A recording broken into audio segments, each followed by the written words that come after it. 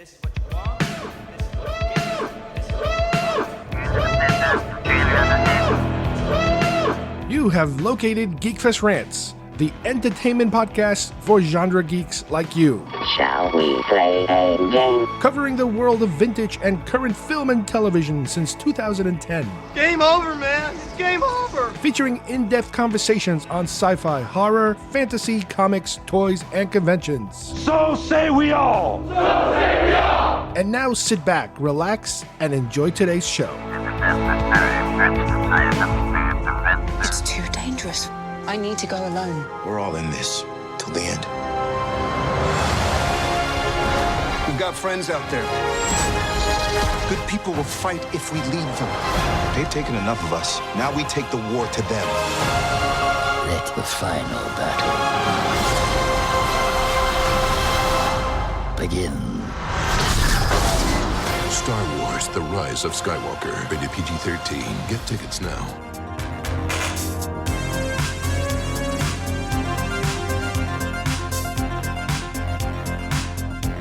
Hi, everybody, and welcome once again to GeekFest Rants. My name is Carlos Perón, and today we are going to be giving our first impressions of Rise of Skywalker, the latest and greatest Star Wars film that we recently watched. And by we, I'm talking about my son, Kyle, my daughter, Amanda, my wife, Kim, and myself. We went there a couple of days, and wow, there's a lot of things to unpack here. This is going to be the first of a couple of reviews that I'm going to attempt to do. This is going to be completely filled with spoilers, so if you have not seen the film, do not listen to this. So let's just get started. What did I teach you? You are the Duke of New York. You're a number one. You will not laugh. You will not cry. You will learn by the numbers. I will teach you. Can you dig it? Open the pod bay doors, Hal. I'm sorry, Dave. I'm afraid I can't do that. That spawn of Satan. Oh, really? The Force will be with you, always.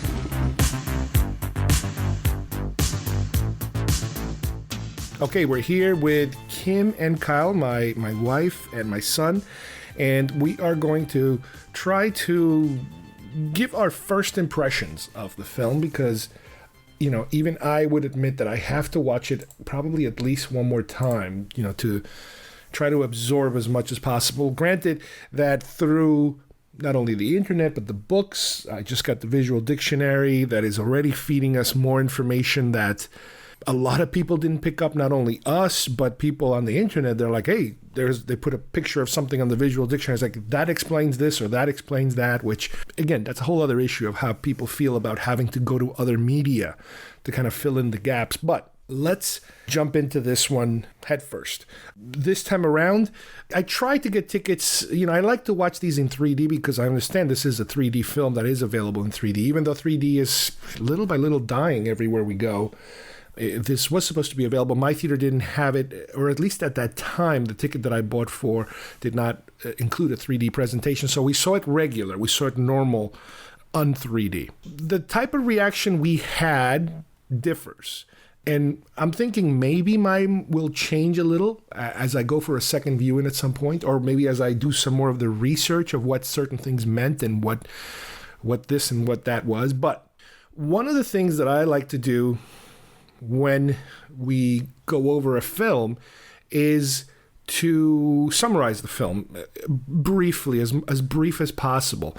And that is one of the problems I had the second I walked out of the film, was that I was saying to myself, okay, if I had to retell quickly the story of this film, like first everybody goes here, then everybody goes there, then they get this and they get that, I could not for the life of me figure out what took place when and in what order and who did what, except that at some point it all leads to, like any Star Wars film, it all leads to a battle, some kind of big space battle. Okay, I got that. But I asked everybody who was with me, and everybody seemed to have the similar reaction. They were like, well, we're not exactly sure what happened with who other than the fact that at some point things just, kind of started flowing. But there was a little bit of an issue in the beginning of this leads to this and this leads to that. Let's talk overall our individual reactions. So, Kim, why don't you go first and give us your reaction? Granted, this is a third part of a movie. You can't just kind of say how does this movie hold up on its own because it is the third chapter of something. So how did you feel? Well, let me preface this by saying this is, from the beginning, this third trilogy has not been exactly what I was looking for. I did enjoy The Force Awakens, though. I did love it. I got some of that Star Wars feeling from it. The second movie, I won't go into it, The Last Jedi just didn't do much for me. I mean, I wouldn't say I hated it, but I had a lot of problems with it. This film, I loved. I won't say I had no problems with it, but I loved this film, and I fully had that Star Wars feeling.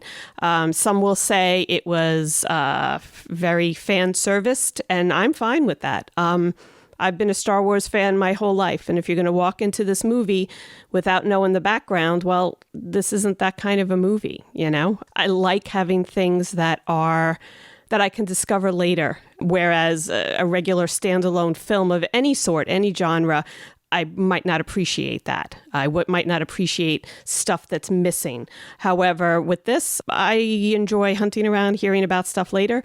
And this movie was just, I loved it. I loved the characterization, and I loved the thread through it of transformation and coming into one's own. But I really had a great reaction to this film. What about you, Kyle? I'd say I'm pretty much in the same boat as Mom here.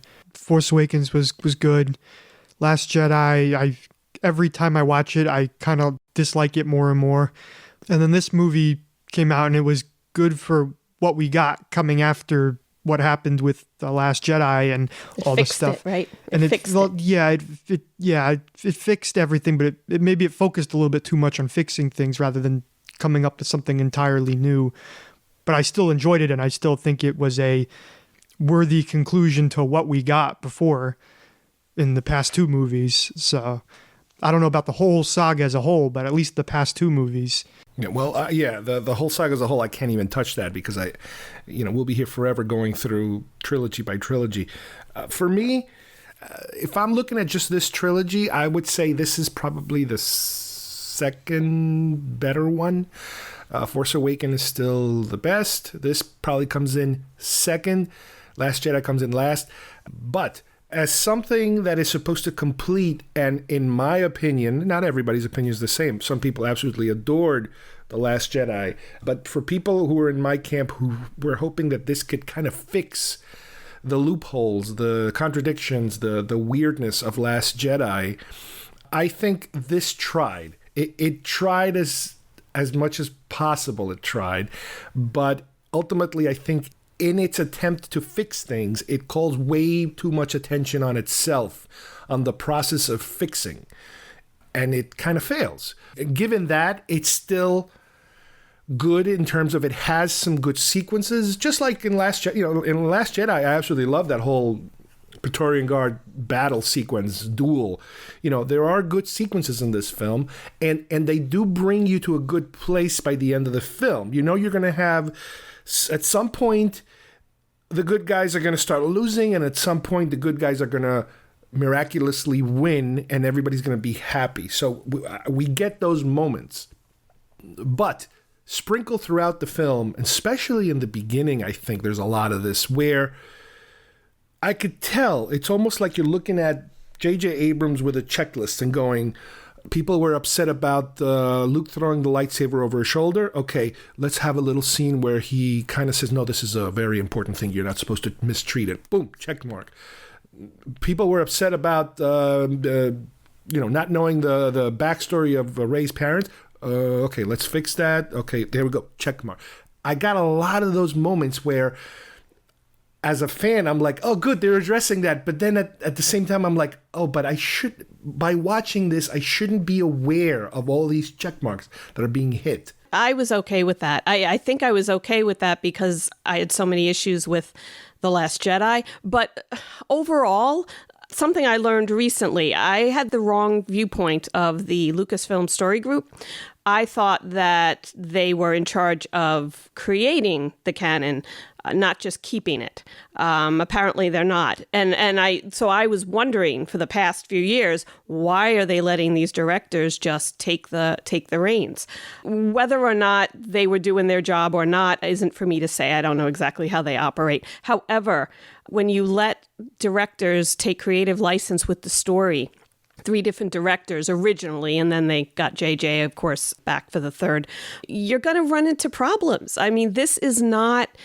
Star Wars is not your typical fandom. It's just not. It's not Marvel. It's its own thing, and the fans are rabid. As one of them, yeah, we like our Star Wars a certain way, and that doesn't mean that everything we want should happen, but this scattered storytelling just wasn't cool for me. So seeing this fan service of correcting the things from the last movie, I was fine with it. I don't care if you had a checklist. It needed to be done.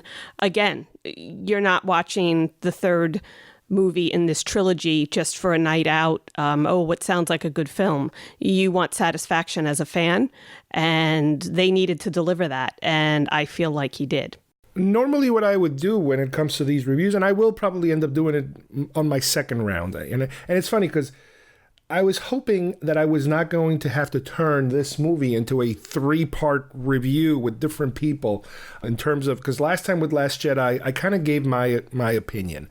And then I sat down with somebody, I think it was Kyle maybe, who really enjoyed it at the time. I know his opinion seems to be kind of changing now a little bit, but originally he was all kind of like the person that enjoyed it the most out of the people that I interviewed. Like, and I would say I think I still am, but there's like a certain level where it's like it's Star Wars, so I automatically like enjoy it, you know? Like there's already a level of enjoyment. I mean, then it's just I always say the same thing. It's like I don't care how bad it is, even Last Jedi, it's still Star Wars. So I'd rather have Star Wars than no Star Wars. Yeah, exactly. But yes, we can be super picky about it. And then I had a third person who kind of represented the people that were really super angry, like beyond my anger kind of angry, teetering on the toxic fandom angry side of an opinion. And I was hoping that with this film I wasn't going to have to do that. But we'll see, because I still have to talk to a few more people. Right now I seem to be the one having the most problems with it. So what I did last time, I believe, was also a first impressions kind of like, well, how do you feel coming right out of it? And it was like, I think I got a problem. It was like, I want to like this, but I can't really say that I love it because then I'm lying. So yeah, that's my initial reaction right now. My second review that I did, and I believe I was able to go scene by scene, because it's hard to remember on your average film, scene by scene, what's taking place and what bothers you. So by the second time, I was able to kind of recreate the film, by kind of tracing it into scene by scene and all the little things that bug me. And, by the third time, I didn't have to do that. The third time, I was just, again, talking to somebody who was super angry about it. But for this thing, I think I'm going to have to do a similar thing. Again, the first thing I asked everybody was, can we talk about the plot? Can we summarize the plot? And I know it's been 2 days now and you guys had a chance to think about it. What happens when, and let's try to go fast. The crawl starts, Star Wars, yes. So then it opens up with Kylo Ren on, you were saying it was Mustafar, I found out just now. Well, this is something I'm learning from these books now. Mustafar with trees? I'm like, what? I am learning this from the official visual dictionary. You can't really tell from this is the cool stuff. The I like this. But yeah, so he gets the navigation Sith.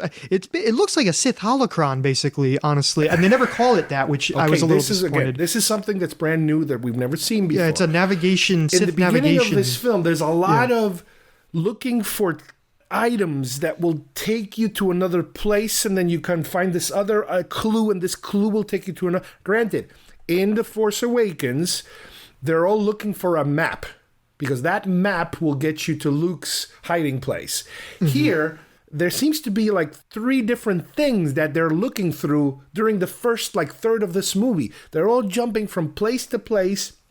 At one point, there's a knife. At one point, there's a little pyramid little thing, and Kylo has his own little pyramid thing, and Kylo has the pyramid thing that he got when he was. Yeah, and then he was trying to get the other one. There was two, and he broke the other one. One breaks. Right. Yeah. Okay. So and but why is this a problem? It's a classic trope, and Star Wars is full of classic tropes. It's the quest. But explain to me the order of events then.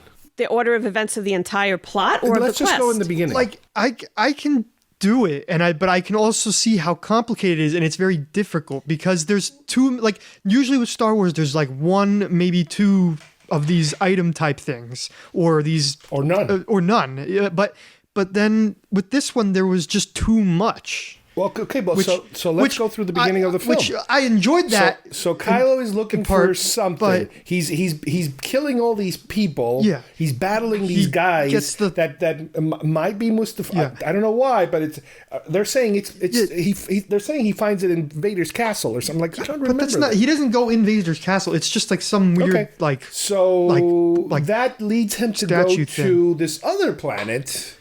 Where he finds what's it called? Exegol.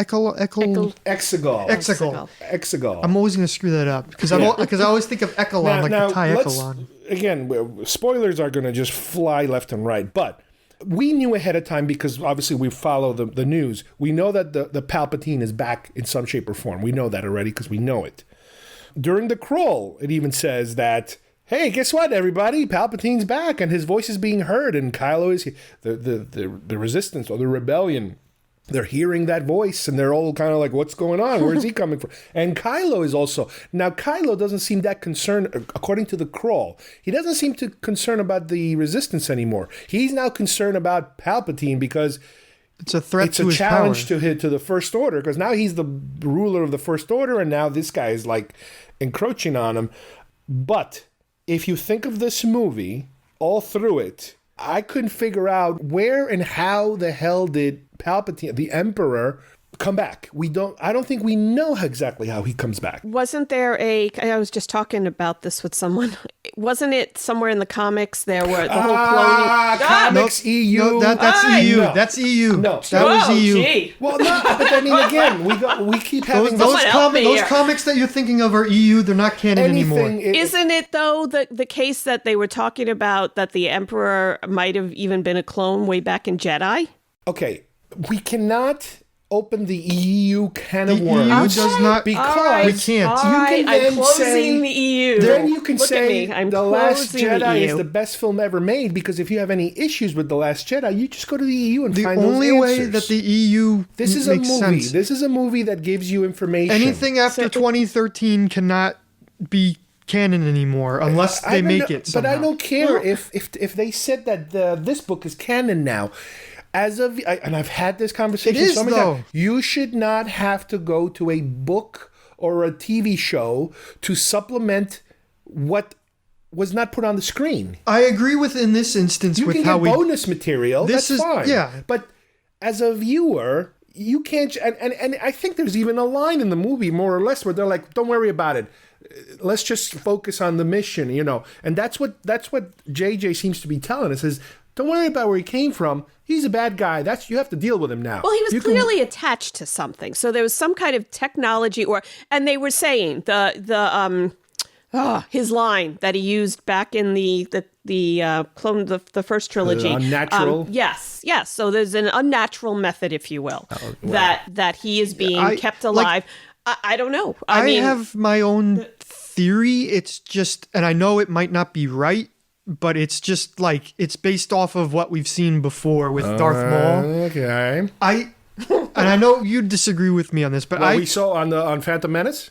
Well, Darth Maul died, and then he came back in the Clone Wars. Well, wait a minute. Are you saying to me that as a movie watcher, I have to sit through 18,000 hours of Clone Wars to make sense of this movie? Yes, I'm sorry. No, that is completely unacceptable. You're a true fan. No, I'm sorry.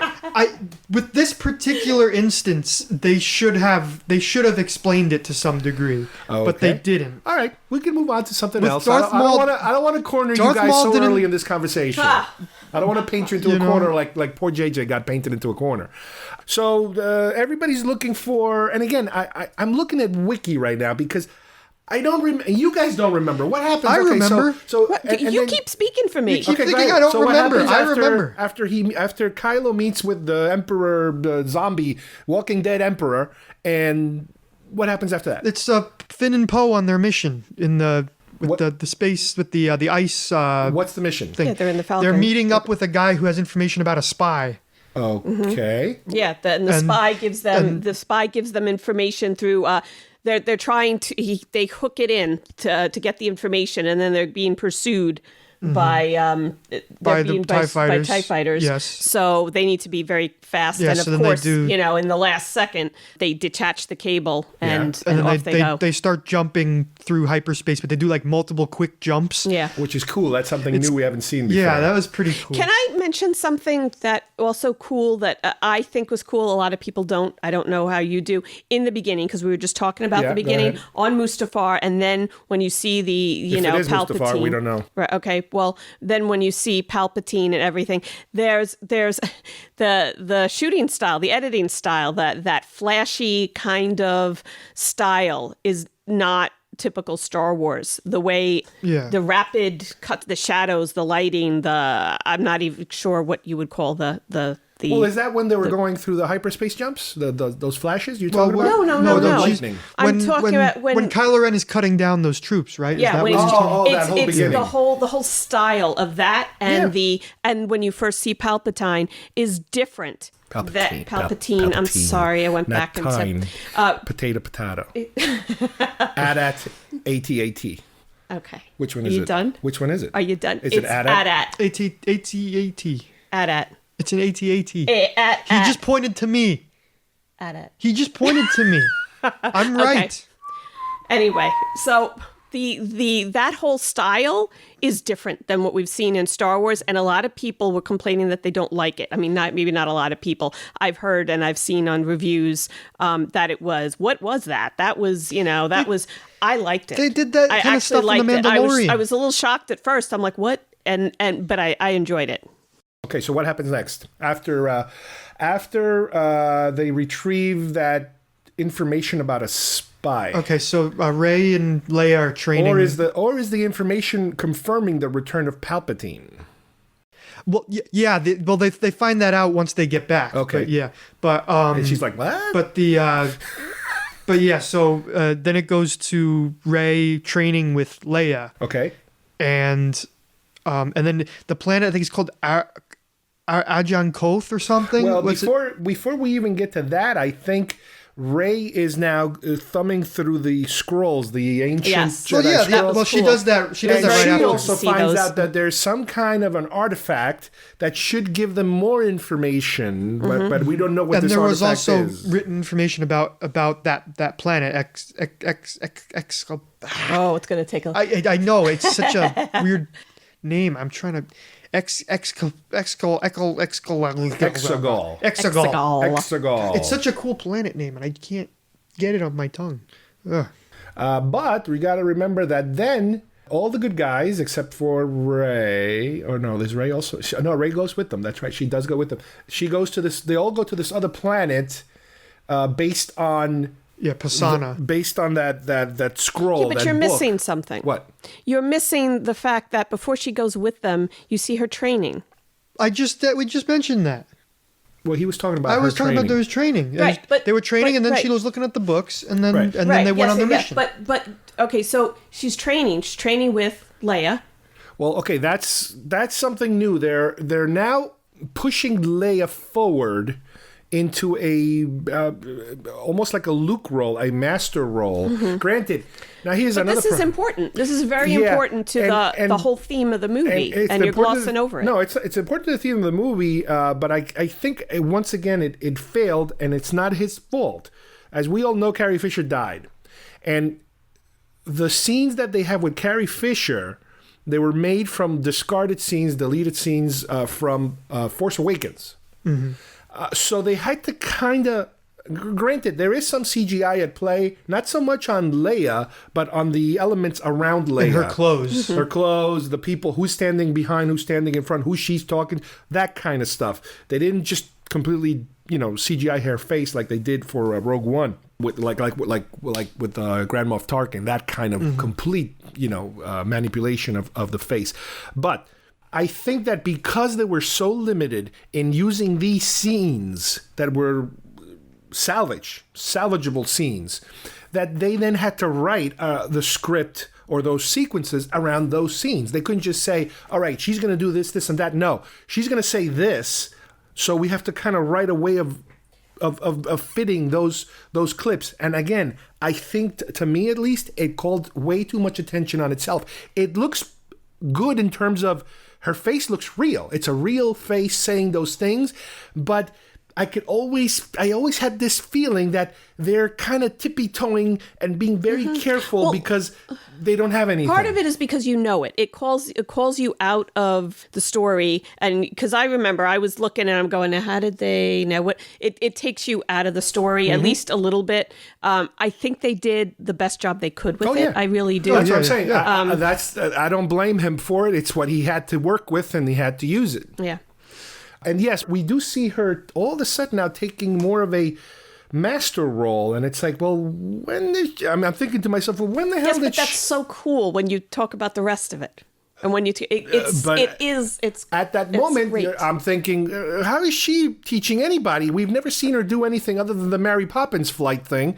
And that was controversial enough. And that was something that really... Well, they're fixing it. That was a scene that I actually liked. And I know everybody didn't like it, but I actually liked that scene. You're not my son. The Mary Poppins scene, yeah. I almost cried when that happened. That was so cool. Oh.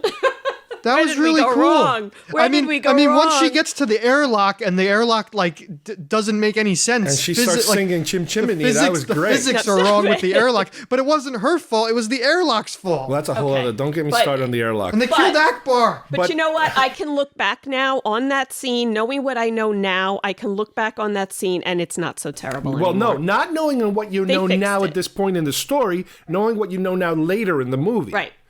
So. Yeah, Rey is training and doing all these acrobatics, and there's a whole bunch of cool little sequences and stuff. That's fine. Then she she sits down to read the books, and out of those books she fishes out, we need clue number 2. We got to go for clue number 2, and now they're off to clue number 2 in this kind of like, once again, a deserty kind of planet, and they land there, and it's a community of aliens, and they're wearing these very colorful, and they're in the middle of a festival and singing dance and kind dancing. Of thing. I really like that. It was reminiscent happy. of the Ewoks, but not cute. And yeah. It was cool. It was a very cultural kind of. I liked it. Yeah. So what? Okay. So we're looking for something special. What happens next? Anybody? They get into a ship because they are brought in. They get followed by the First Order. So, they're in a bit of trouble. And this guy, what was he wearing? What was he wearing? He had the crossbow thing on his arm. I don't know, but the bottom line is that somebody helps them to escape, and that person takes off into like a crawler. Like a skiff type of thing, and then he takes off the mask, and it's Lando. And now, why is Lando there? Because Leia sent him to check on them. Okay. So there we go. Now we have a nice big chase scene, but at some point, don't they find the knife here, or they find it somewhere else? The knife is underneath in the sink pit. Yeah, they go down. They're going towards that ship where that monster was. Yeah, they're heading towards that ship. They're heading toward the ship. They fall into the sink fields. They fall into what it's like quicksand. The quicksand thing. Quicksand thing. They fall into where Finn tells her, "I got to tell you something. Yes.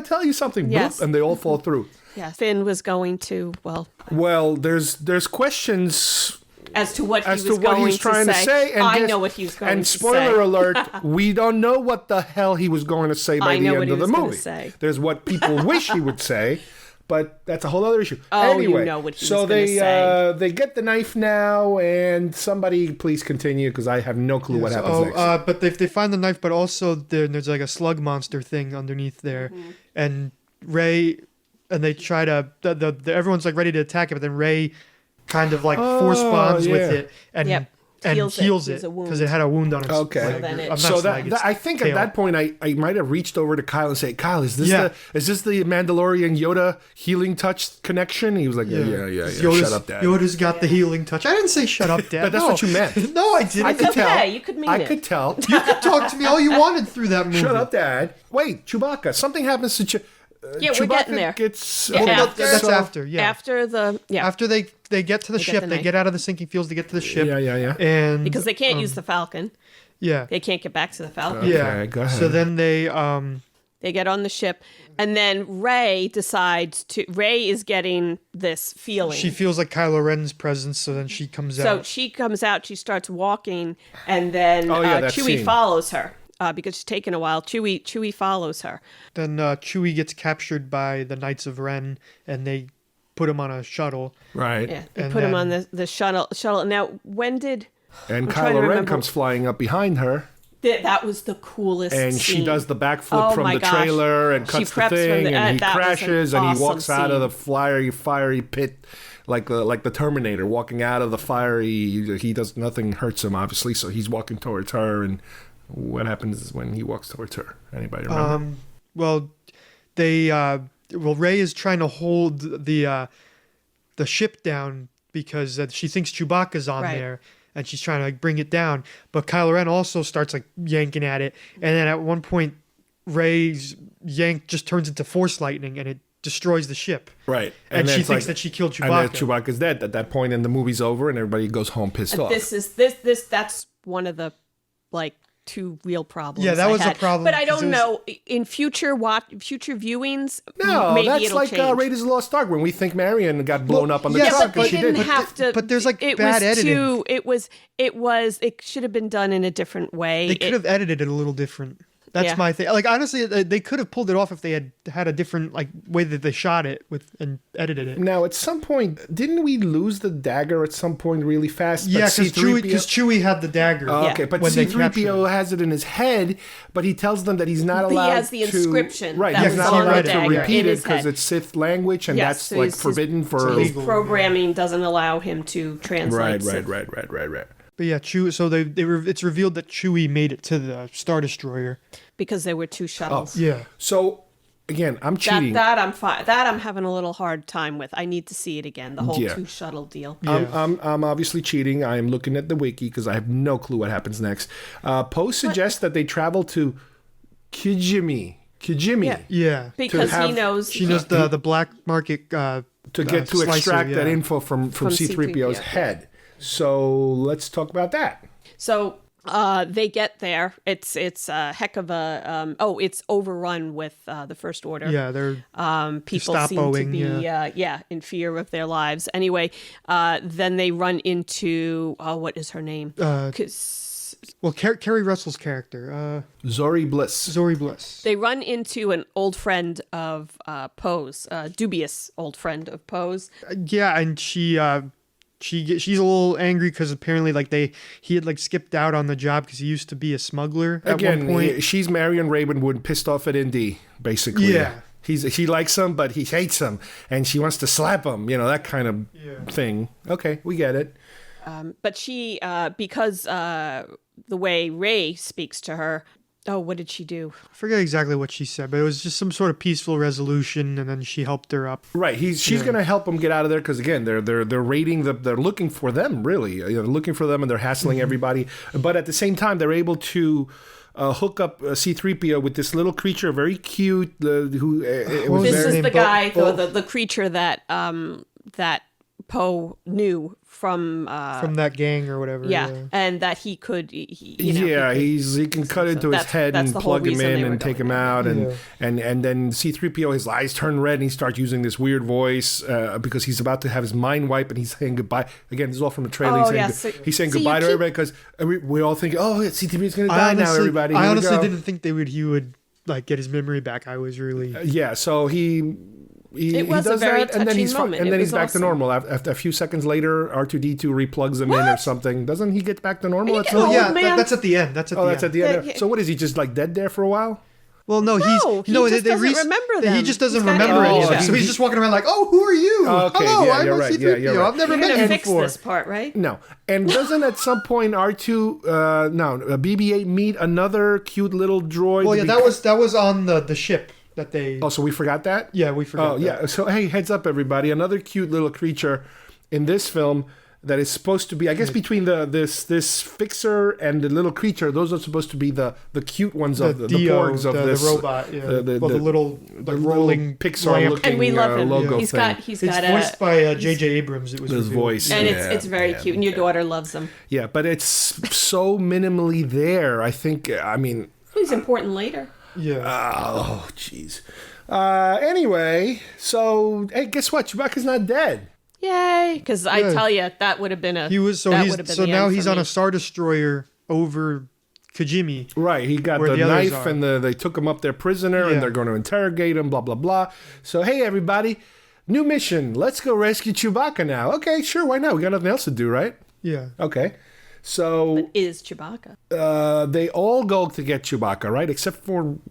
Does everybody go to get Chewbacca? Yeah, everybody goes to get Yep. Chewbacca. Except Rey splits off when they get there. Yeah. Right, because that's one of the things I think She's going after again, Kylo Ren. one of the biggest complaints that they had on the last film was that they split the gang during the last film. So now they're purposely trying to keep everybody together as much as possible. I had an issue with that. But at certain points they have to split them because you have to tell multiple stories. Here they're telling 8 stories. Meanwhile, on Kijimi, Kylo Ren has gone down there because he senses that she was down there. Uh-huh. So he's not on the ship. He's not on there. So she goes looking. She goes spying around and basically goes into his, I don't know, is it his bedroom, his suite, his office? Yeah. Finds the old Darth Vader helmet. Finds that whole sequence. The blade. And then Chewbacca's stuff is on a table. And they come. But is this the point where he communicates with her, and he tells her that he doesn't know where she is. He has no idea she's in his quarters. Right, but is this where he tells her that she's a Palpatine all of a sudden? Because that's later than when they're in the hangar. At this point, he does say because he's fighting her through the Force. Remember? I do know who you are. Well, he was told who she was by. Kylo Ren told her earlier and said that her parents were no one. Right. But that's the other movie. But now he's telling them that based on what Palpatine told her, he wanted her killed. And that's the whole mission that he has now.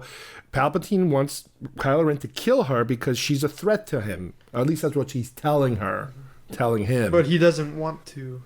Now, she recovers the dagger and has visions of an assassin killing her parents. So now we get to see flashbacks of what her parents look like.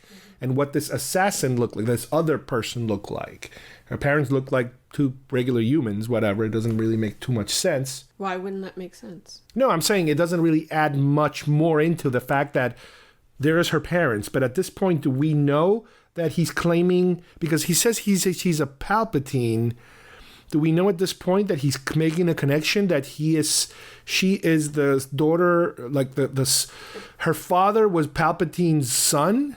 Have we made that connection yet? No, it wasn't the mother. No, the mother was his daughter. According to stuff I'm reading. No, it was the father. It's the father. I'm sorry. Okay. So it's like, now, even that whole information, I couldn't make heads or tails of it while I was watching the film. I leaned over to Tom like, wait, how is she related to him?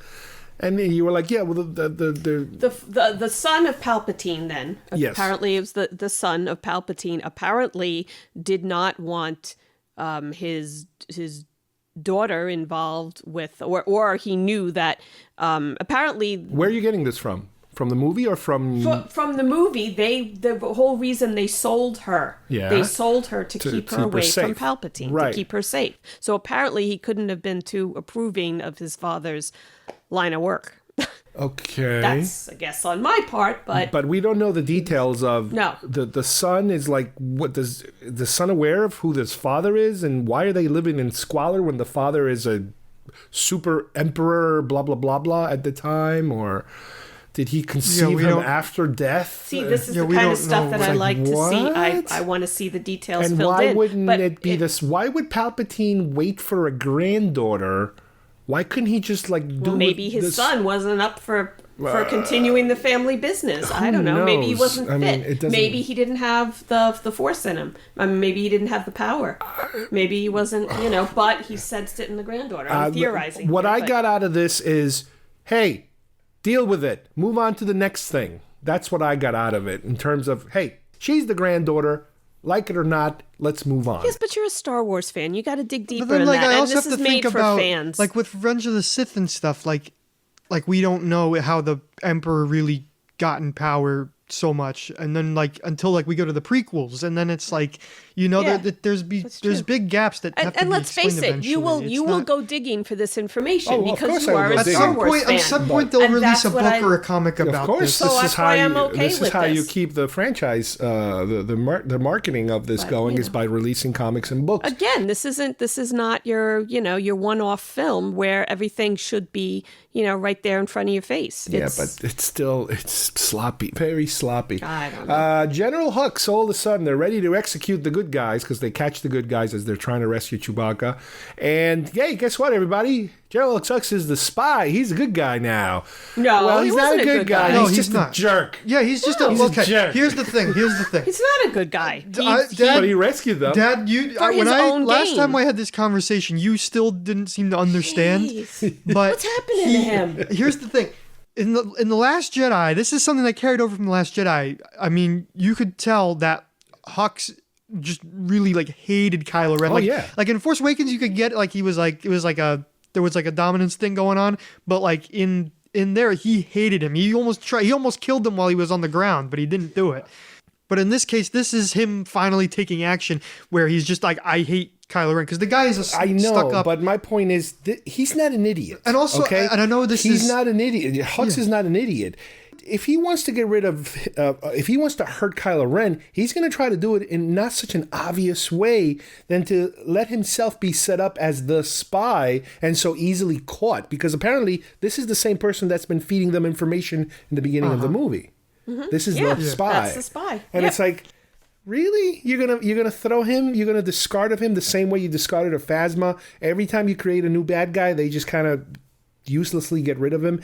And the other thing I noticed, and I was telling Kyle, is that a lot of times when you have these characters that all of a sudden become this, in the first film they're so essential and oh my god, a new character and he's so cool or she's so cool, whatever, and then second round or third round, boom, out. The acting style and even the amount of airtime that they get is so minimal. And it's so different. It kind of reminds me of when we go to Star Tours, for example, and all of a sudden you get in part of the ride, there's a shot of an actor giving you lines, and it is that actor. They're dressed in the proper costume, but they just something looks off. It's like they're not really in the movie. And I know they just came in to do that, but it was almost like he wasn't really in the movie. It was almost like he showed up there just to give his 6 or 7 lines, and he's out of there. It was like, oh crap, we got to get rid of this character. Let's give him something to do to get rid of him. And that's kind of how I felt. I didn't want... I was surprised by it. I enjoyed being surprised by it. I was surprised, but it was like a bad surprise. I kind of liked it. Especially when, it wouldn't have been good if he was, I'm really, for the resistance. Yeah, that would have been stupid. No, I kind of saw it coming the entire time. So what do you think his plan was? His plan was he was gonna let them go so that they could eventually get to Kylo Ren because he can't. But you don't think that they're going to come after him eventually too? Well, no, because he didn't think they were going to know that he let them escape. Remember, he had Finn shoot him in the leg to make it look like he was trying to stop them, but they couldn't. Well, they give us another I guess surrogate for Hux now, another imperial-ish looking guy, which is Richard Grant. Yeah, but he was kind of he was like old style. He was throwing his weight around before that. He was loyal to the Empire. He's loyal to the Empire. He's completely brand new to this movie, and I guess okay, fine, another baddie that. If there was a fourth film, they'd probably get rid of him too at some point. There was no meat to his bones, there was no, he's the guy that did this, or he's the guy that rescued Palpatine from the pit and put him back together. No, they didn't give him anything that made him special other than I'm here to replace Hux. That's basically his purpose. He's here to represent. He didn't he was replace there Hux. to- He was just a better. He was definitely a better Hux. But that's my point. But he wasn't like there. What's his point? But he took a different role Hux afterwards. was First Order. For example, Hux was there originally because he was in charge of Starkiller Base. So, okay, he's a young jerk, but hey, he's smart enough to at least put together this big, gigantic, bad thing. So he's like Grand Moff Tarkin. He's a jerk, but at least he put together the Death Star. And this new guy wasn't the First Order though the most important thing to him? Yeah, well, yeah, his father was Armitage Hux. Right. So he didn't- Granted, that's all EU stuff. But yes, it is. No, They don't mention not it in the EU. movie. They don't mention it. It's not even called the EU anymore. Whatever. It's But my called point is, what's special about this new officer? Just that he's older. That he wants to return to the old ways. He was always under because Palpatine. he had worked for the Empire, Yeah. like himself, like with So Palpatine. what? And, So what? Basically, it was a split in the First Order between the guy who wanted to head up the First Order, be the First Order, Hux, and the guy who wanted to Is it ever hand everything all confirmed back, that back this to the guy this guy is Palpatine? directly working with Palpatine? well, once like Hux is gone, he's basically been like once like Kylo Ren's been like kind of out and about, he's been the one that's been talking to Palpatine. Yeah. So I don't think it's been 100% confirmed, but I have a theory that he has been always in contact with Palpatine. Okay, theories don't count. Before the movie. We don't know where this came from. Now, granted, we're probably about a third into this movie, and we're 45 minutes into this, and it's like we're just getting started here. What happens next? Well, they escape. Okay. Then they go back to... But wait, don't at some point we see a whole bunch of a fleet from Palpatine raised? Is that happens in the beginning? That's at the end. That's at the... yeah.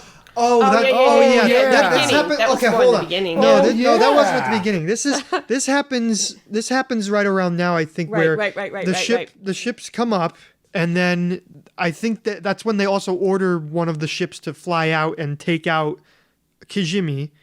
Right. And then yeah.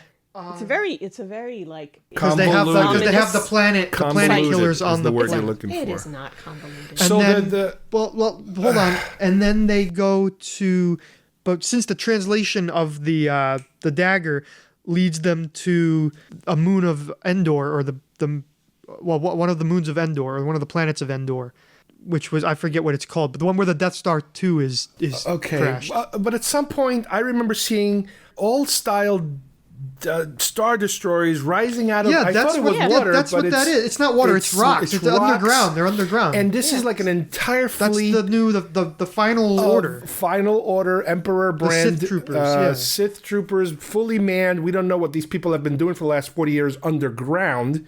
They've been in a very unnatural way. They've been rebuilding. Are these people, robots, humans? What are they? That I don't know, and I'm curious to find out. You and mean now the Star cheering, Destroyers, the chanting, now the again the same mistake they made. In the credits, they're called cultists. Cultists. Well, those what are you talking about? The ones at the end where they're like chanting, and those weird ones. Cultists, no, that was so creepy. But the big mistake once again that they made, and they made it in the past, and I don't know how they can do it again.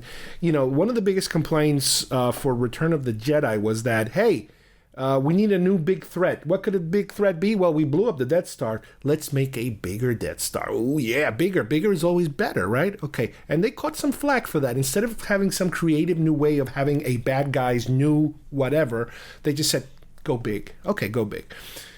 Force Awakens comes out. What do? What's the big threat? Hey, we got an even bigger Death Star this time. This time is the size of a planet, and it's in a planet. A big gun in a planet. Okay, great. We're gonna go bigger again. Okay, fine.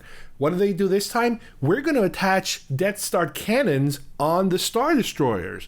Ooh, that means you can send these thousands of Death Stars, really, they can all over the galaxy and just blow everything away. And it's like, okay, I guess that's the new weapon of choice for the Emperor. He likes big gun. He's a gun guy. He's an NRA guy, basically. Do you know what this whole thing is?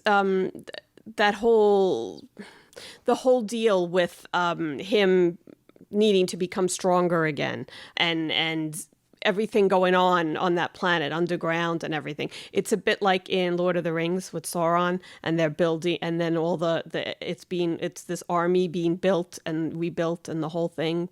That's but kind of what it is. Sauron, if you think about it, had to regain power. Didn't take 40 years to rebuild that underground thing. That was just kind of like boom, and he starts rebuilding, I think. And these are orcs that he's making people out of. He's making monsters out of nothing. Maybe that's this is supposed to be. It's not a. It's probably not a practical kind of thing. We never got a look inside of one of these Star Destroyers. These not really. No, it's the power of the dark side of the Force. So we don't know. Again, it's like it's so sloppy. It's like, what are these? Are these people? Are these humans? Are these aliens? Are these robots? Are they ghosts? Are they? What are they? No, they're human. Are they the Sith troopers? They're human. Yeah, how do you we see know? the Sith trooper officers in one of the shots? Yeah, I guess you do, but it's like, what if they have? They have the black outfits. They just have like red stripes. We had this argument. The First Order, we know enough from the movie that the First Order is basically the leftover empire with the people that still don't get along with the Republic, the New Republic. They kind of they join together back in the outer reaches of the outer rim, and they form their own government, and they start arming. The Resistance is not aware of it because they're not in there, but by Force Awakens they get a peek at one of these places, and they're like, oh crap, these people are really, really arming, and it's what Leia's been telling us about, and we kept ignoring her.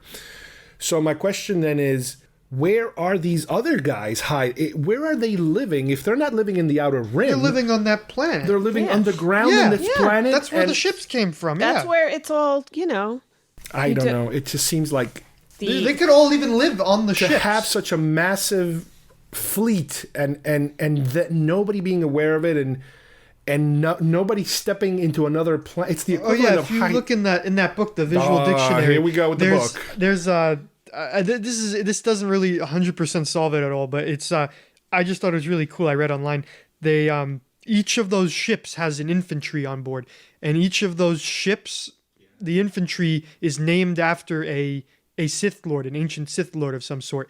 And apparently one of those regiments, they mentioned is named after Darth Revan, which is from the EU, but they bring it into canon. So this is Temple of Doom. We have the cult, the I'm going to tear your heart out cult. These are just cultists. They're not like normal people.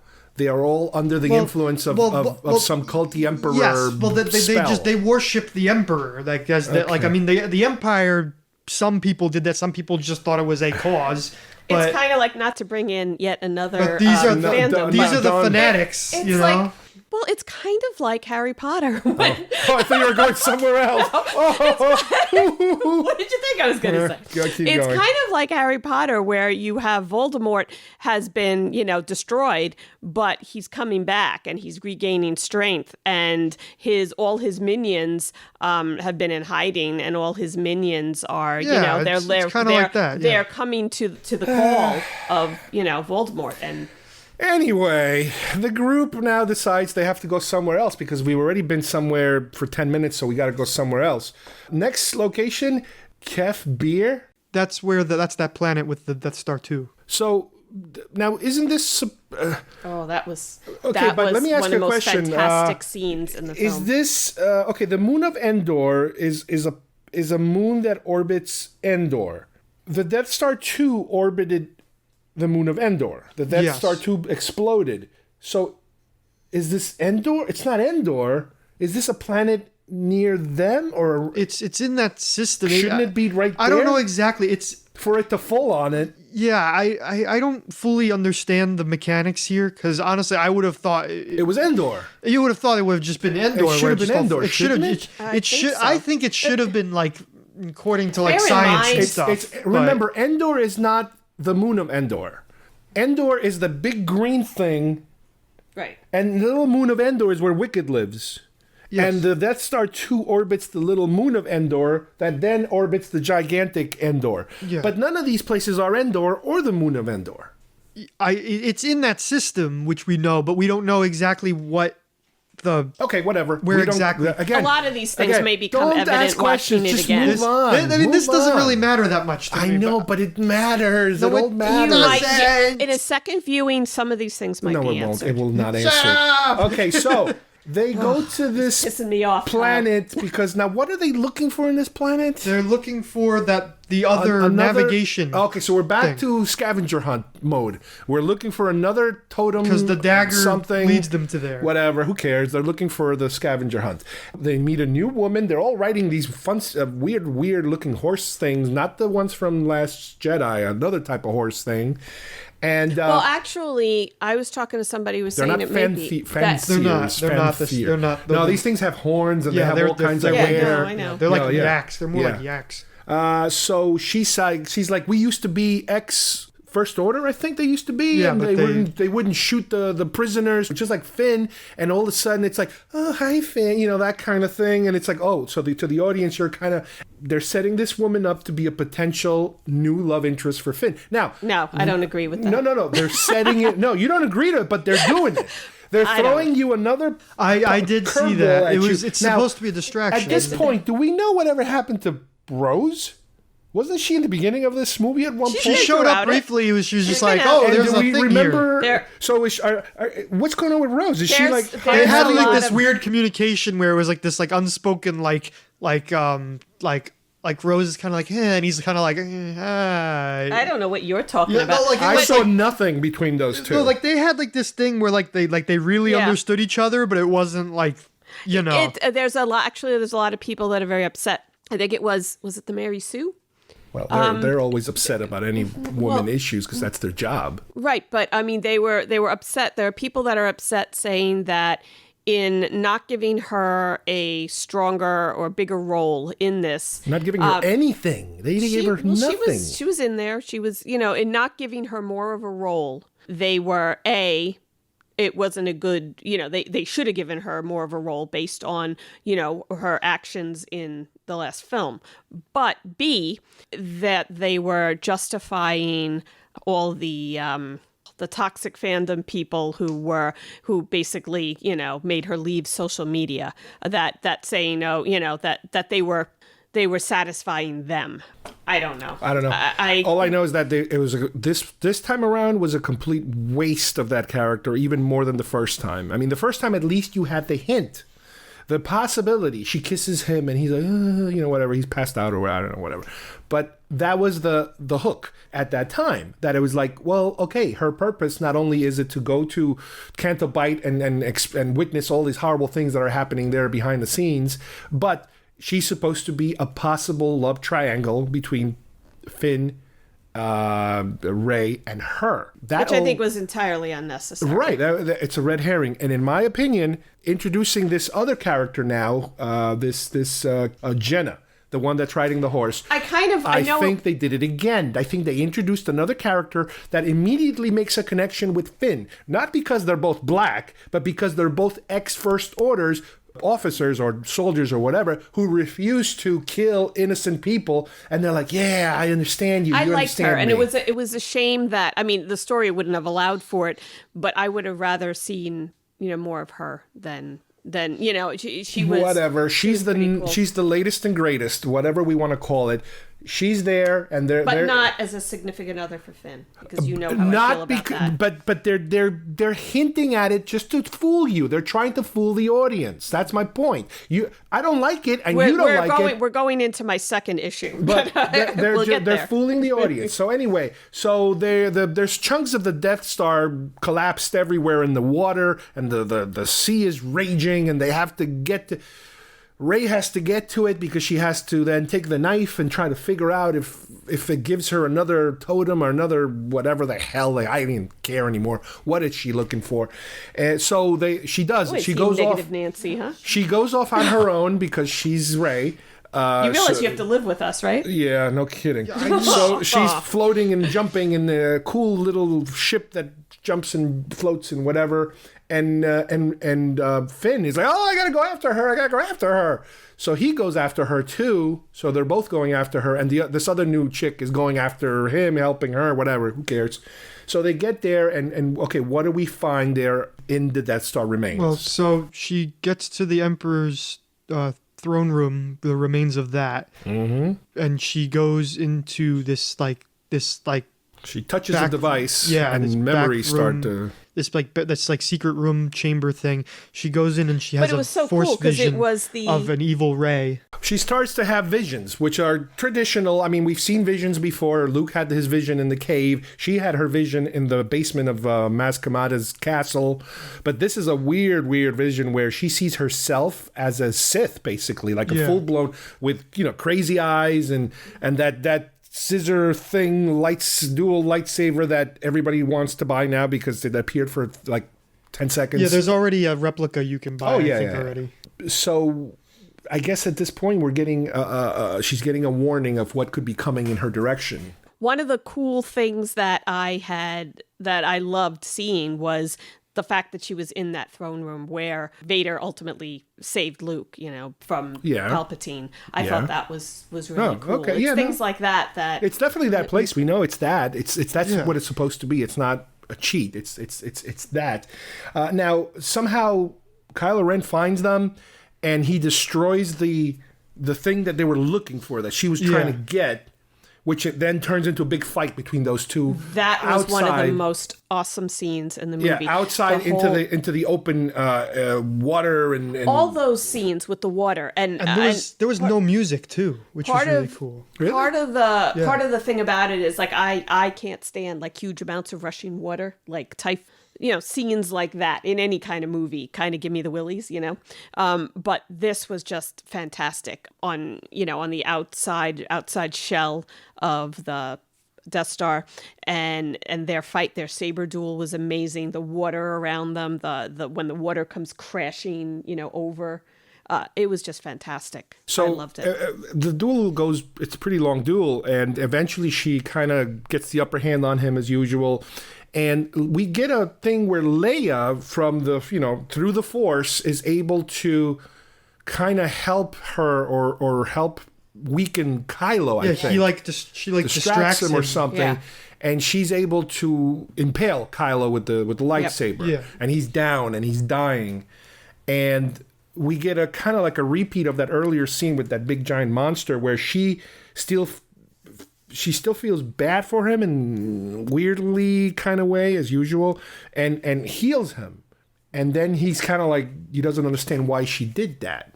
And it's kind of very weird and awkward. But also Leia also dies in the process. And the process of re-healing him.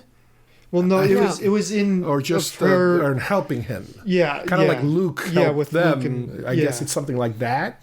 So Rey heals Kylo and takes his ship to Act 2 in exile, where she's gonna, I guess, try to talk to Luke about what just happened or something. Yes, and then is this where he finds out all about her being a Palpatine and all that crap? No, we missed that. I was going to talk about that, and then we skipped it over. See, this is why this movie's so convoluted. I know it is, but I remembered it, but then like we always keep jumping. Yeah, who knows? I don't know anymore. I remember it better than both of you. I will say that. Because your brain is about 30 years fresher.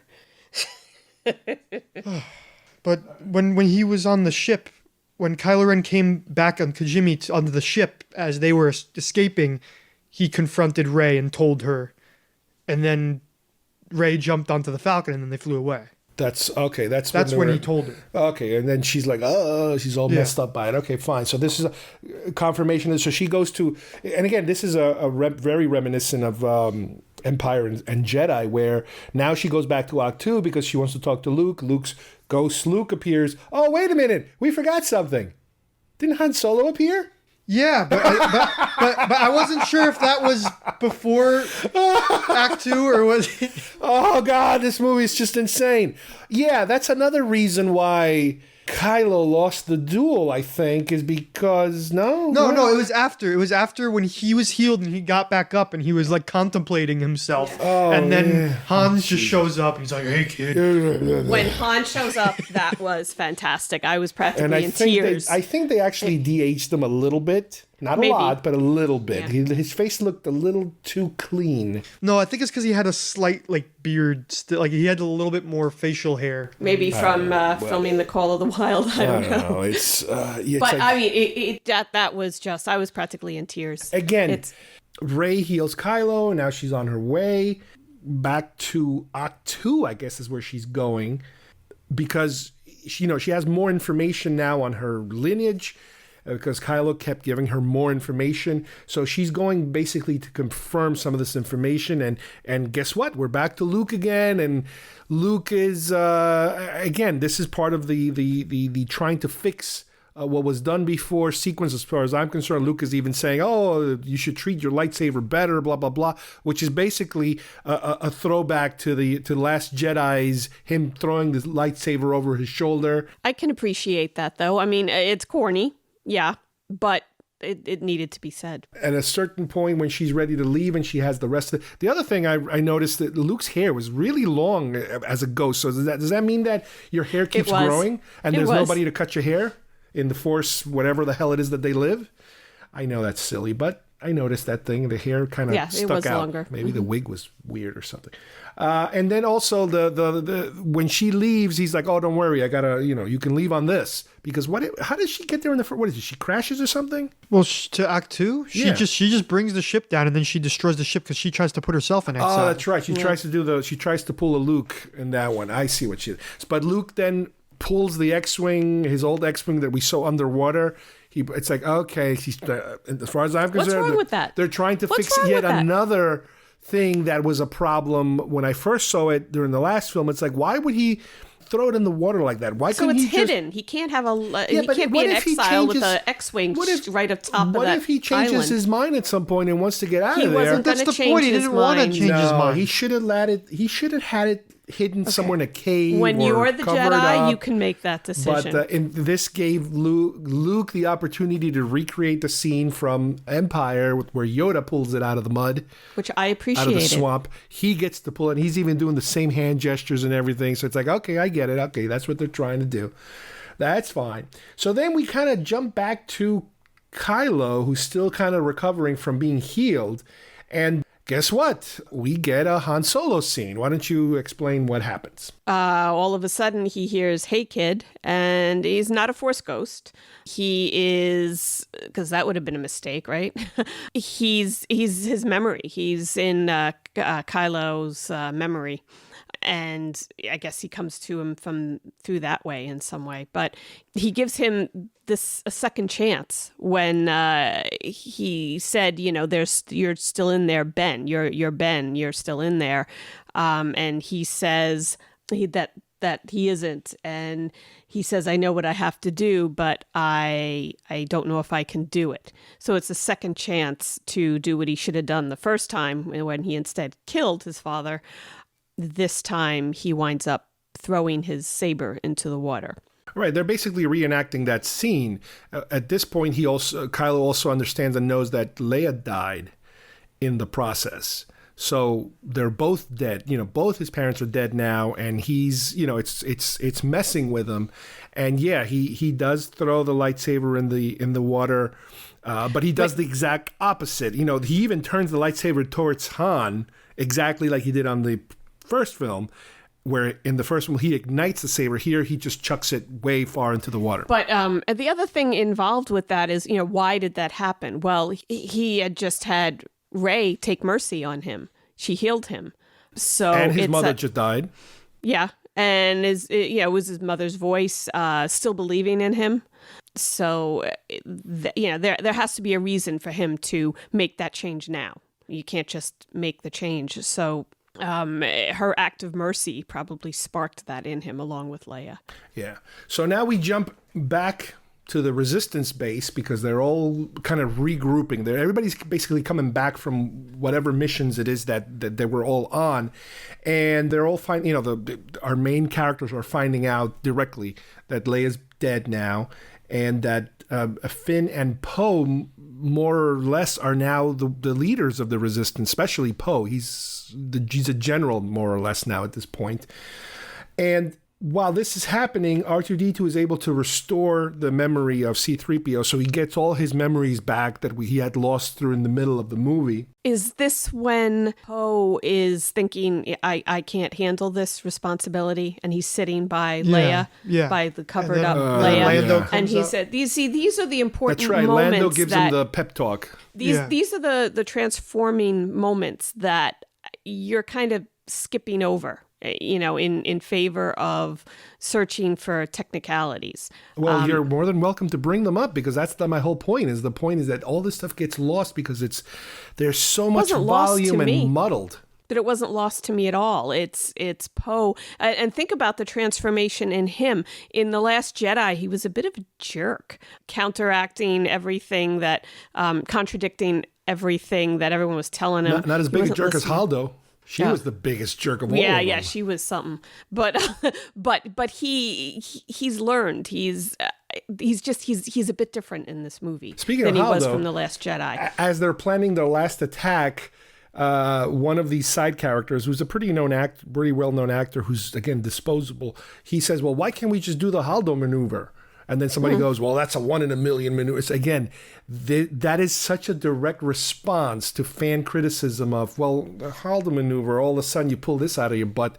Why couldn't you do that every single time? They're basically checking off, answering the fans like, well, you can't do it because it's a 1 in a million maneuver. No. So I when I saw that, I'm like, oh God, here we go again. They're checking off the complaint department list. Now, Rey is not back with them. She's the only one who's not there, but they're able to track her ship because all of a sudden they see her. I guess they see the X-Wing and where she's going. So now they know the location because she's heading in that direction. She was showing them. They say that. Of where the Emperor is. So she reaches this planet. I keep forgetting the name. Exegol. Exegol. She reaches Exegol. And she confronts the Emperor, and he kind of tells her that, well, my plan is I need you to kill me because according to whatever it is that we don't know, in order for him to continue living, he needs to pass his essence or his spirit or his ghost. He needs her as a vessel. Right. He needs to, it's a typical kind of supernatural thing where you need to pass on that. And she will have like all the, I guess, the spirits of all the Sith lords and everything in her, and that's his plan. His plan really is not to revive himself, it's just to pass to another, which again we never really got a clear explanation on how he was kept alive and how is it his body, is he a clone. He even admits that Snoke was a clone that he manufactured, and there's a quick shot of like a tank, like a fish tank of clone heads and body parts. That was so it's like, cool. oh, okay, so now they're trying to fill in the well, why was Snoke such a useless character, disposable character? Now they're telling you, okay, he was disposable because he was just a placeholder, basically. That's fine with me now. It's like, okay, here we go, check that off your scavenger hunt. So they go at it, they start fighting. And at the same time, the Resistance, in space, what few ships they have, because they put out the call once again, they put out the call for everybody come help us. We're going to go fight the bad guys. Last movie, nobody showed up. This movie, they're hoping somebody will show up. So they put out the call. And another group of them, they are doing like a surface on top of a Star Destroyer attack because they have to destroy one. Well, how does that work? They had to destroy like a navigation tower that would allow all of them to like jump together, I guess, to wherever their destination was. There was like a controlling. Oh, by the way, part of the plan is that they have to, like Kyle was saying, they have to destroy this lead ship in order to disable, I guess, the rest of the ship somehow from being able to fire upon. Well, first other they things. they were trying to destroy a. Well, yeah, it was to prevent them from leaving because they couldn't leave without like the right signal because it was because the space was kind of uncharted. Like they needed to have, it was something they all had to leave together in order for it to work. This is how clear this information is. But yeah, as you're watching it was messy. As you're watching the movie, this is exactly how clear things were. The point is that they have to engage in a three-way battle, and the three-way battle is a typical three-way battle, just like Return of the Jedi, where you have the lightsaber fight over here, the space battle over there, and the land fight, which was the Ewoks in Return. Here it's on top of the surface of this lead Star Destroyer. It was a very cool scene. Which they do it coming off of the horses, the group of horses that they were using in that other planet. They somehow bring them in through a ship and unleash them on top of that surface. And yeah, it's a really interesting, don't think about it too much kind of a fight. Well, they're in the atmosphere. Right, they're not out in space because then they would just float away and choke and die, but they're kind of low enough, I guess, so that they can perform that kind of fight. So yeah, you have all these things happening at the same time, and Ben also arrives, which now it's not Kylo Ren anymore, it's Ben, because he's sort of redeemed himself, more or less. And he's engaged by the Knights of Ren. Now, can I interject something there? With the moment he is Ben and we recognize him as Ben again, something unusual happened to me, because from the start, from the Force Awakens, I always wondered, you've got Han, you've got Leia. Adam Driver just doesn't look like any kind of combination of the two. To me, it's just my opinion. But all of a sudden, there I am watching the movie, and all of a sudden, obviously, he's acting different now. He's got different facial expressions. And he looked to me like Han, especially around the eyes. His whole facial expressions, it just changed. And suddenly I saw Han in him. And maybe it was just a weird thing in my head. I don't know if anyone else saw that, but that was really moving to me. I wasn't paying that much attention. I was just figuring, okay, he's a good guy now, so I wasn't looking that deep. You got to get in touch with your female side. Yeah, definitely. Exactly. So the Knights of Ren attack him. He engages them, and he's trying to fight them off, but he really doesn't have a weapon because he threw his lightsaber away in the previous sequence.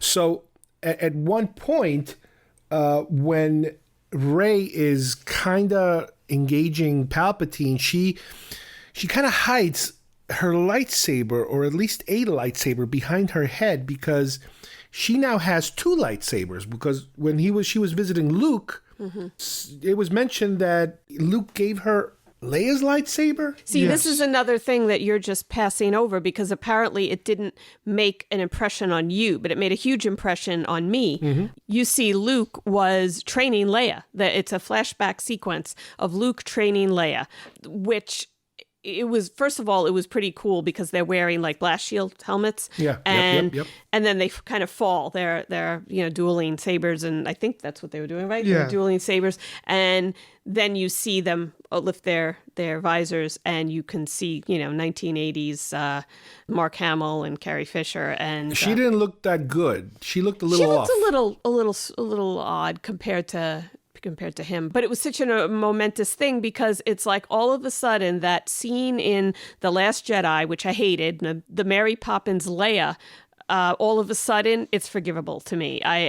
It's not going to bother me the next time I watch it, because I understand and I know, okay, she had the Force. Not only that, she was trained like a Jedi. Apparently she stopped when she had Ben, and I don't quite remember all the particulars around that, but. Now, when he's the reason we mentioned the second lightsaber now is because she has both lightsabers, and she's able to hide one behind her head, and using that same trick that they used earlier, which I don't know if we mentioned, that he was able to grab like a necklace from her earlier in the movie. That's how he figured out where she was, right?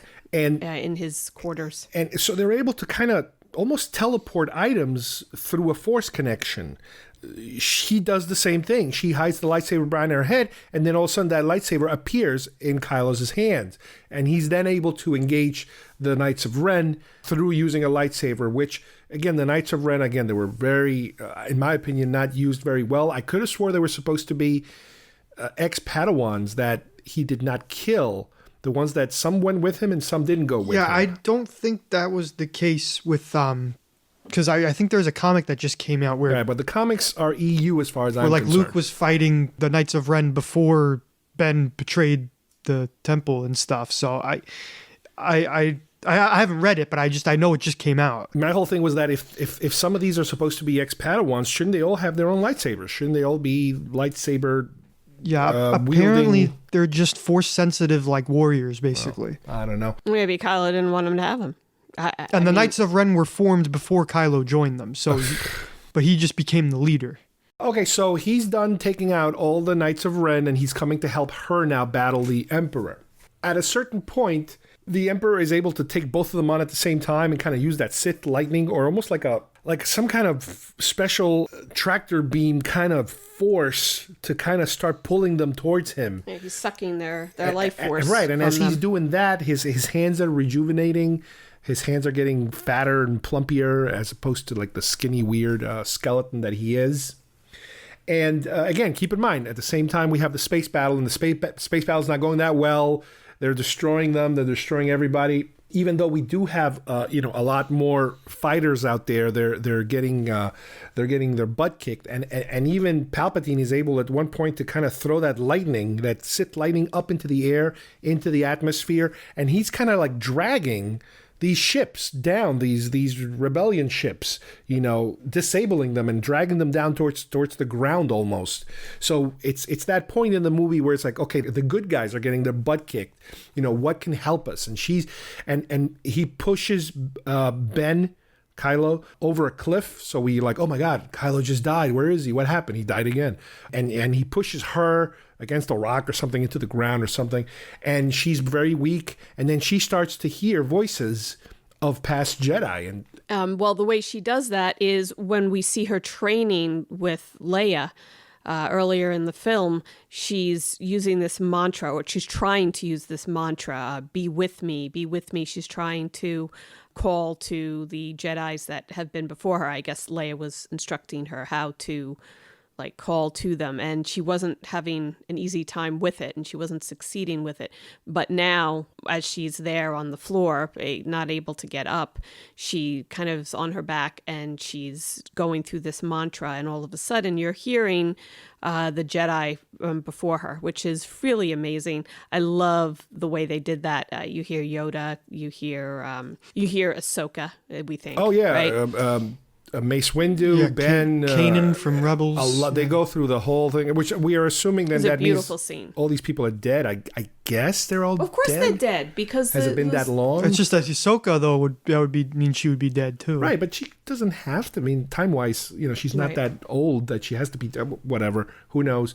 So that kind of gives her the strength to kind of push forward and get up, and she apparently at this point is able to grab both lightsabers and deflect the Sith lightning back into the Emperor, crossing the sabers, right? To kind of zap him back into like, and it's very reminiscent of Revenge of the Sith, where you see his face now looks more like Revenge of the Sith face. He is more clearly that Emperor, that ugly kind of looking Emperor, because he's becoming healthier because of the powers that he's kind of sucking out of them. And she is eventually able to defeat him and destroy him by throwing it all back. But that Sith lightning eventually does hit her at one point and throws her down, and she begins to die on screen. Now, we do see Ben comes back from that pit that he had fallen into, and he kind of uses the reverse thing that she did on him. He does it on her, where he's able to heal her by giving up his strength. And in that process, he basically gives up his life to save her, just like she kind of almost, I mean, she didn't give up her life, obviously, but it was that transfer of I guess, force energy that is happening. It's it's really a beautiful scene, because you've got this grandson of Darth Vader, Anakin, Darth Vader, and you've got the granddaughter of the Emperor, and they are both now on the side of good, the light side of the Force, and you can kind of justify that connection that they've had in the other films, whereas I was questioning it in the past. What happens next is... Well, your favorite scene where she kisses him as he's dying. Yeah. Which, okay, are we saying now that that was the intent pairing up of characters? Are we saying that she was supposed to be for him and he was supposed to be for her? I don't know. I like the idea of them being more of a platonic, not by blood siblingship in their shared lineage. Like the shared type of lineage, not shared lineage. Okay, all right, but as a result of this, he dies and he fades away like a Jedi fades away. Yeah. So we can kind of confirm the fact that he is a good guy, quote unquote, at this point. Now, here's a question for you. If we try to follow the lineage here, are these two related? So in other words, if Palpatine had a son and the son had her, but didn't Palpatine also have something to do with the creation of Anakin's mother getting magically pregnant? Yes, So aren't these two related? Even more so. I don't like that scene where she kisses him. This is my big problem. Here's another thing. This was, once again, I'm going to talk about the newer comics. This is confirming what you were saying, because what you're thinking that was a theory that's been like basically almost confirmed now, where there's a vision that Vader has when it's part of the Vader comic where he's like, it's like right after Revenge of the Sith and he's like starting to learn how to become a Sith Lord properly. And he has a vision of the Emperor basically like using Sith magic on Shmi's belly. And that's, and so let the record show Carlos is showing up his shirt and showing us his belly. That's like shown as like a vision to him. So it basically confirms So basically what we're doing is the ridiculous incestuous kiss that Luke and Leia have during Star Wars and Empire now has to be repeated on these films. Okay, so just so you know, I mean, this is my biggest problem. And again, it just may be me, but I don't like the fact that she kissed him. Stop showing your belly. I don't like the fact that she kissed him, because for me, I want to see. So what are they, like second cousins, third cousins? I wanted to see Ren and Finn together. And didn't Finn kind of see that? I don't know if he saw the kiss, but he saw what was going on with her and him like. That she wasn't there. No, but didn't he have a vision to see it? Well, there was, See, now here's the other thing. I just got an FYI from your daughter, who's not here right now. Apparently, she was just reading something, and again, I don't know. Comic book. Hearsay, no. From fan fiction. No. She was saying that there is some confirmed thing from J.J. Abrams that what Finn was gonna tell her as he's going down in the quicksand. See, in my mind, it was that he loves her. Yeah, and that's what I wanted to hear. That's what I wanted to see. Yeah. However, she's saying that according to J.J. Abrams, he's saying, forgive me here for laughing, but he's trying to tell her that he's force sensitive. I'm sorry. That's not something you're going to bring up as you're about to die in quicksand. You're not going to say that. You're going to say, what? I love you. Something like that. Is that really what's going to come to mind as you're sinking down? Clean my jacket when they find it. I don't know how true that is. I didn't get to source it myself, and I'm not exactly sure what her source was, but... Okay, well, we can wrap this. We're going to wrap this up, I promise. So he disappears. The fleet gets the upper hand. Everybody gets the upper hand. They escape the top of that Star Destroyer as it starts to collapse, and they blow it up. But there's Finn and the other chick now that is his.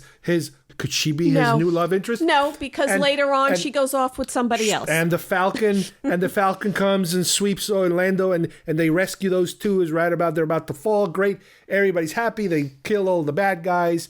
We see everybody celebrating the gala. It's kind of like the end of the special edition of Return of the Jedi, where you see different scenes of different parts of the galaxy. You see Bespin and this huge Star Destroyer coming. I'm like, oh my God, the Star Destroyer is going to kill. It's going to crash into. No, it's crashing behind Bespin. It's perspective. We see the moon of Endor. We see an older Wicket, super older. I mean, think about it. This is an old Wicket, and it was Warwick Davis playing him, and that's beautiful. Next to another weird looking Ewok, probably his wife or so. Who cares? So there's like celebrations everywhere. All the rebellion in their base, they're all hugging each other. Everybody's hugging, hugs. Chewbacca is giving a medal. Woohoo! Chewbacca finally gets his medal. He deserves it. And it's like, again, it's another fan checklist of complaint, of grievances. airing. I'm airing my grievances, obviously. Lando meets this girl that's with Finn, and he's kind of like, I don't know what kind of Lando line he gives her, but it's either implied that she's going to be hanging out with him, maybe as his first mate, or his young chippy. I'm not sure which of the two. She's his daughter. Stop it. That was a rumor going around before this even started. They say it. He knows he has some kind of connection to help her find her lost family because she was taken from her world. He does? He said that? Something like that, yeah. No, I thought it was just like... He's looking for some action, I think. No. Some 25-year-old action. I think that might be He's like his 80. daughter. He's an 80-year-old guy with a 25-year-old. See, I don't want her with Finn because I want Finn with Rey, but I really don't want her stuck with... here's the point. At the end of the movie, there is no implication that she's pretty cool. attached to Finn in any shape or form. So Finn ends up basically alone. There is no hope for Finn as far as relationships goes because they don't make any final connection with Rey. Not only that, but there are hints, and people are talking about this, and if you watch the movie closely, there are little hints that Finn is force sensitive. Yeah, he says he has like it's an instinct. Yeah, right. So I have a feeling that the way that this has been written is that no, the whole thing was basically him. His connection to Rey was the Force, not so much. Even though it's there, we can all see it as clear as day.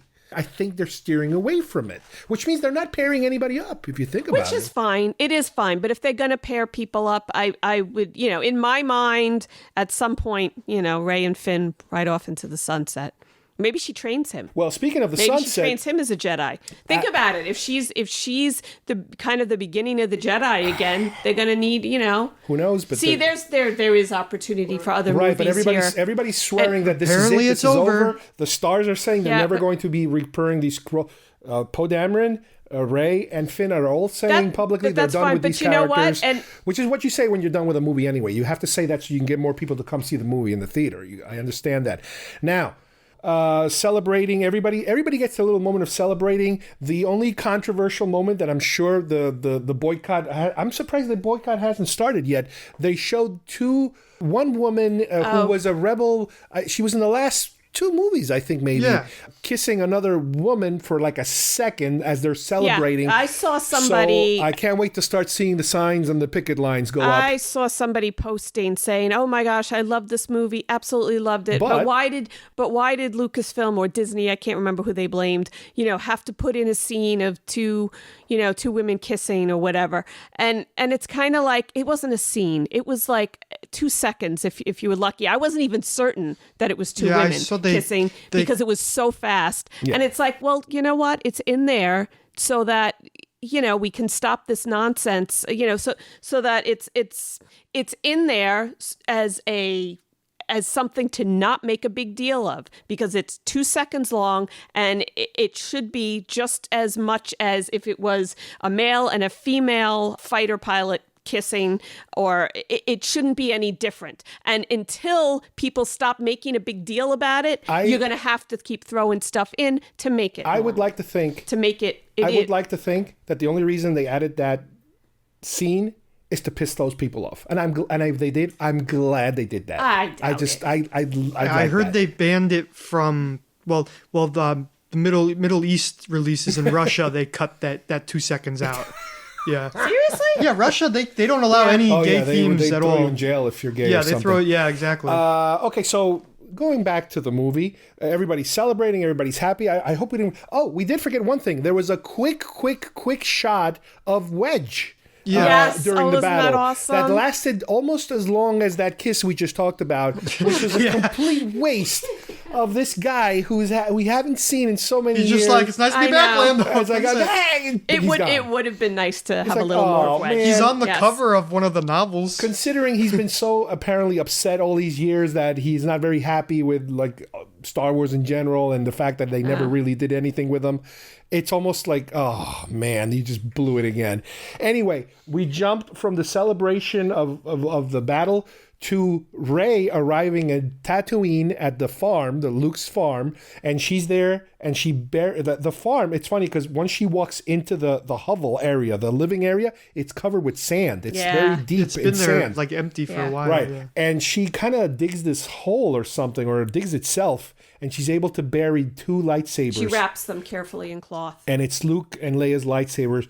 And as she's wrapping them, she now has her own lightsaber that she built. Cool, it's yellow. Which the blade is yellow. The ignition is not a switch, but a turning wheel that she kind of turns it with her thumb to turn it on. And if you look closely, it looks like it's built out of her staff. Yeah. The pieces look like they're staff pieces. So that's really, really interesting. And there's a woman, an old lady. I don't know if she's important. I don't know if she's some kind of Easter egg. She's the neighbor. Well, she's somebody, and she's like, "Hey, who are you?" So she's like, "Oh, I'm Rey Skywalker." Well, you're glossing over the fact that before that, she sees Luke and Leia, and she sees Luke and Leia in their ghost Jedi forms, wearing these white outfits, different outfits, all sparkly, glowy kind of Jedi, and then you get the shot of her with the twin suns, the iconic but what shot. You're missing here completely is the whole crux of the film, and this is why I love it so much. I'm just describing what we're seeing. Right, but she takes a moment to think about it before she says Rey Skywalker, and the theme is family is not always blood. That's one of the major themes in this, and you also have it when with her and Poe and Finn when they're hugging at the end. Finn is like practically his tears. Is he crying? Or it looks like he's about to cry. They're all. It's and not only that, but she has gone from this slave girl, in Force Awakens, who doesn't know who she is, what she's about, and she comes to this place where she literally finds out what her past is, but she doesn't let it define her. She defines her own destiny and becomes a Skywalker. She defines herself. So there's a lot of important themes in this movie, which is why I love it so much. And maybe that's why, for me, this checklist you keep talking about is perfectly fine. It satisfies what I need as a Star Wars fan. And the themes throughout it are far more important than some of these little things you're complaining about. I agree. I mean, I see those points. In other words, in the way that I've described it was that I understand what JJ is trying to do. But I think that on top of what he's trying to do, he was also trying to do a couple more things. He was trying to fix things. Yeah, he had no choice. He was trying to pack information into it. And I think that execution ruins a lot of other things. It distracts, it takes up time, it becomes too obvious, and it muddles that message that you're talking about. It wasn't muddled to me at all. I think it muddles that message. I can see how it can. It wasn't muddled to me at all. For me, it wasn't, but I could see how things could get confusing very easily. I saw it running through the film. It was running through the film, in her interactions with Kylo. It was running through the film earlier on with her training with Leia. Her struggle to know herself. It was almost as if, I don't know if this is what was meant to happen, but it was almost as if, because she was struggling when she was training, because Poe and Finn had been off on their own, and they were even commenting she should be with us. And there she is training, and she's having trouble, and she's like, I don't know what it is. It's something I feel, or I can't remember her exact lines, but it was almost as if she couldn't really become that Jedi until she knew who she was, what she was for herself. That's the way I felt about it. Well, it's here, and this is what we get, and we don't know. Again, we just talked about how the fact that they're saying this is the conclusion. They're beating us over the head, really, with their marketing of this is the end of the saga, of the Skywalker saga. So, in theory, yes, we shouldn't be touching these characters anymore, Luke, Han, and Leia. I understand that. Even though the actors are even saying, Poe, Rey, and Finn, they're saying that they're done playing these characters forever, blah, blah, blah. But that doesn't That mean... could be just lip service to get you to go and watch the movie. It could be that, or it could be that they don't need those actors anymore, because I was talking to Andrew Gaska. He's been on the show before, author of Apes novels, and he was talking about how there's the opportunity now, like just that scene of Luke and Leia training. It's like you could do something with that from the past. You could step into the past and do something like that, a story around that. Around her training, around, there's stuff you can go back into in the past. How about, what happened with Kylo Ren? That's my thought. What, how did, can we see the progression of his training? Or even, can we go back into Poe's past? Because this movie revealed Poe's past's a lot more interesting than I thought. One of the reasons I thought originally that they were going to structure these movies in this manner was to hand off to a new set of actors, a new generation of actors. And this was the transitional trilogy, to be able to go from Luke, Han, and Leia to these three new people. Mm-hmm. And I find it hard to believe that that's not what it is now. Now you're saying these new characters are not dying, but they're going to end with this trilogy too. The whole point was to hand off to them, and then let's see what happens to them in the future. Let's see where they go. Right. That's why I'm saying I find it a little hard to believe that this is it for them, unless they're just, again, changing the strategy of how Disney wants to handle the stories. But again, this came from Disney originally. George Lucas was never going to do episode 1, 2, and 3, right? Well, it depends on what year you're talking to him. Some years he was going to do 12 chapters, then he would do 9, then he would do 6, and then he said, no, I'm doing 3. Mm-hmm. So who cares? That fluctuated every other minute. Well, that's what I'm saying. But you don't we know. are going to continue this conversation at another date with different people and different perspectives. But I'd like to thank both Kim and Kyle for giving us their take on how this movie stands on its own and as the end of a franchise, altogether. All right, everybody, I hope you enjoyed today's show. I'd like to thank today's participants, being Kyle, Amanda, and Kim, for joining me in today's discussion. As promised, we will have other reviews of this film with different people.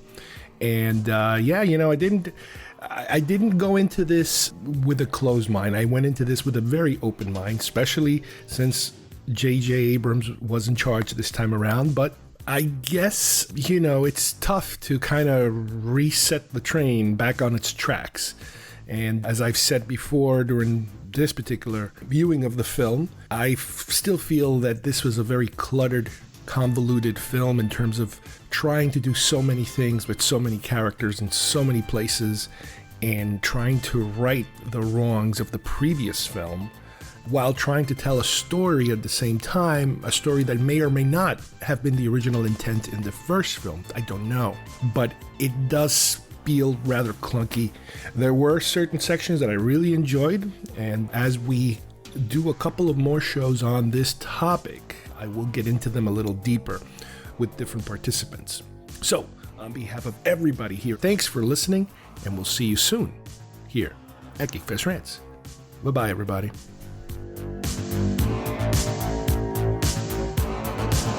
All we've done all this time. What are you doing there, 3PO? Taking one last look, sir, at my friends. Confronting fear. It's the destiny of a Jedi. Your destiny.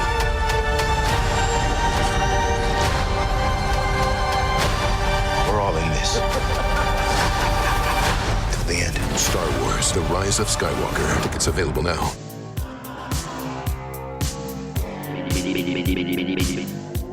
If you would like to subscribe to our show, send us messages, or see video links to some of the topics we talked about today, please visit our homepage at geekfestrants.com or our YouTube channel, Facebook page, or iTunes at GeekFest Rants.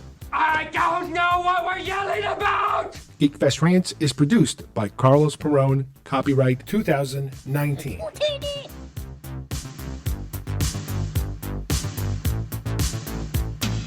This broadcast is part of the IC Robots Radio Network. Visit icrobots.com for this and many other nerd/nostalgia related podcasts. You won't be sorry for long.